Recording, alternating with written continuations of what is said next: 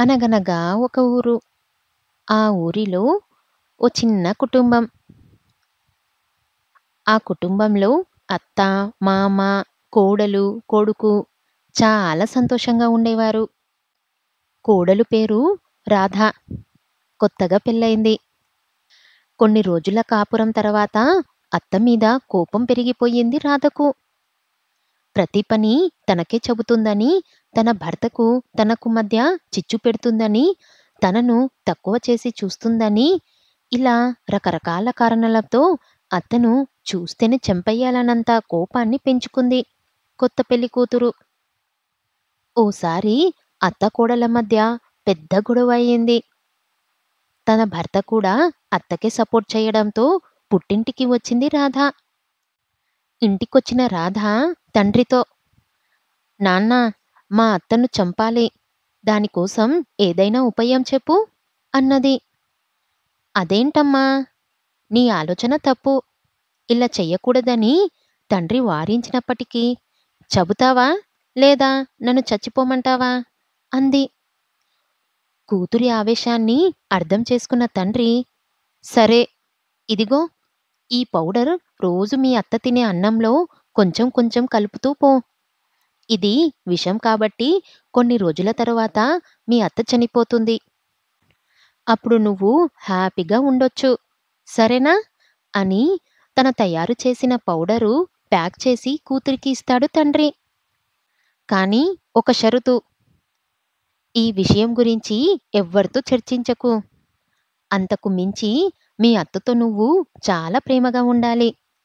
లేదంటే నిన్ను అనుమానిస్తది. సరే నాన్నా, నువ్వు చెప్పినట్టు నేను చేస్తాను. ముందు ఆ అత్త సంగతి చూస్తాను అని చెప్పి అత్తింటికి వెళ్ళిపోతుంది కూతురు.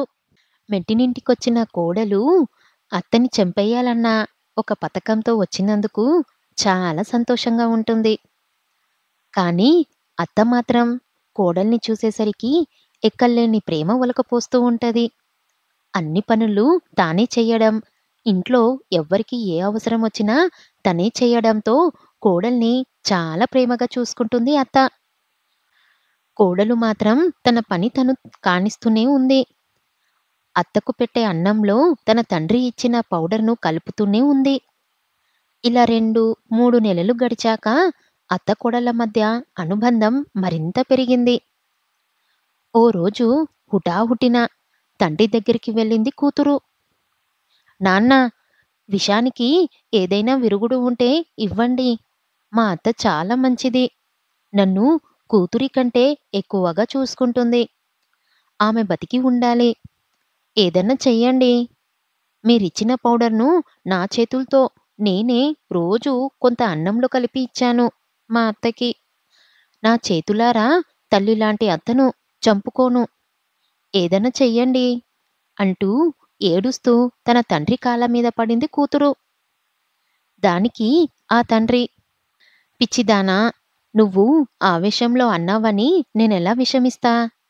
నేనిచ్చింది బలానికి సంబంధించిన పౌడర్. కొత్త కదా! నువ్వు అడ్జస్ట్ అవ్వడానికి టైం పడుతుందని నాకు తెలుసు. అందుకే అలా చేశాను అని చెబుతాడు తండ్రి. తండ్రి చెప్పిన మాటలు విని రాధ చాలా సంతోషిస్తుంది. తండ్రికి క్షమాపణలు చెప్పి తన మెట్టినింటికి వెళ్ళిపోతుంది రాధ.